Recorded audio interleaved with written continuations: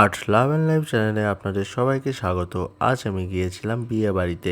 তো আগে বিয়ের খাবার দাবার দেখাবো, তারপর দেখাবো নববর বধূকে।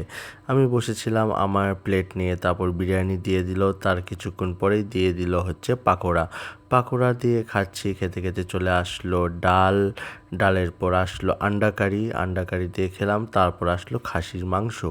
তো আমি মাংস দিয়ে খাচ্ছি, খাওয়া দাওয়া স্টার্ট করলাম, বেশ ভালোভাবে খাচ্ছি জম্পেশ। খাবার শেষে দিয়ে দিল দই আর মিষ্টি। দই আর মিষ্টি শর্ট করা হয়নি। তো আমি হচ্ছে খেলাম, খেয়ে দিয়ে আপনাদের এখন দেখাবো নববধূকে।